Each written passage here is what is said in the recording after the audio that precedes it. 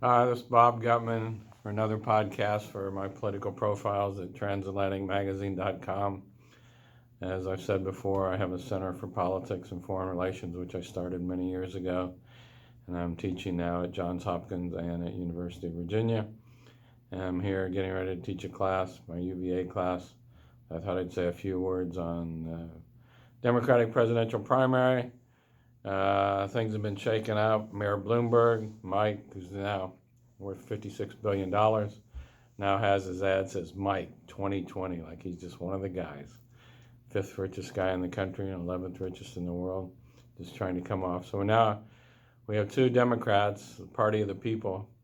The only ads you see on TV are from Mike Bloomberg and Tom Steyer, who made billions of dollars in hedge funds. He wears his little blue jeans and looks like he's trying to show he's cool. So here we have a party of the people with Elizabeth Warren trying to get Medicare for all for a mere $33 trillion and Bernie yelling at all the billionaires and millionaires.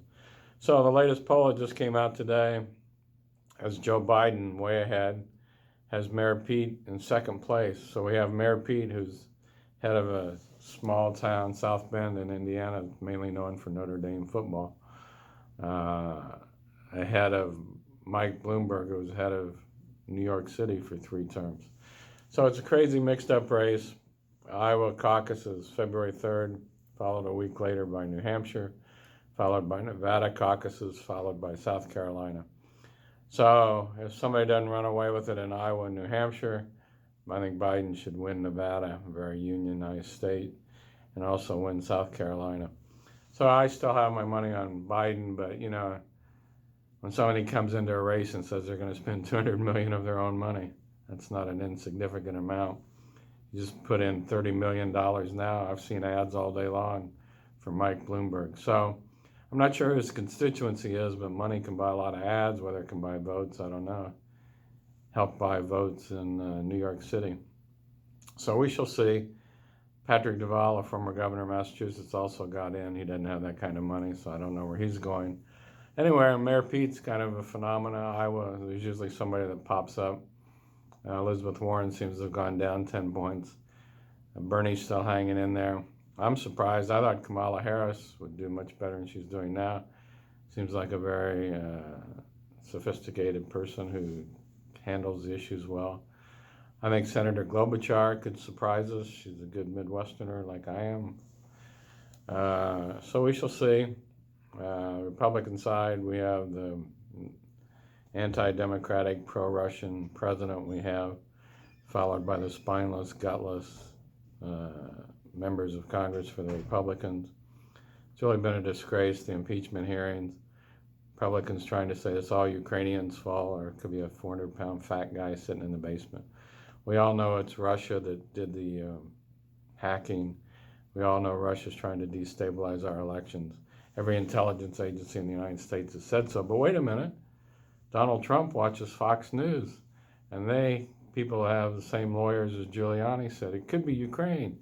So here's the President of the United States when he's not busy getting freedom for war criminal Navy SEALs going around the chain of command. He is the commander-in-chief, but he has to inject himself in. Secretary of Navy had to resign. So that's another. He wants these guys to go out on the trail with him, to campaign with him. I mean, Trump is a total disaster. How the Republican Party can put up with somebody who violates the Constitution, which he's never read. He'll be impeached by the House. It'll probably happen before the end of this year. Then Senator McConnell wants a 2-week trial. Andrew Johnson's trial went 3 months.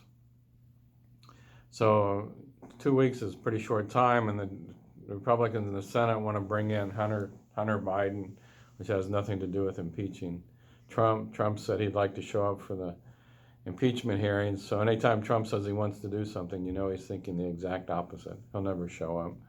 But it'd be nice, a judge said that his former White House counsel has to show up. If everybody's so innocent, why didn't Trump just bring Trump? Come on down. Like, let's make a deal. Come on down. Come on down to the House Judiciary Committee. Bring all the people with you. Bring the White House staff. Bring everybody with you, and let's clear this thing up. If you weren't quid pro quo or bribery or extortion.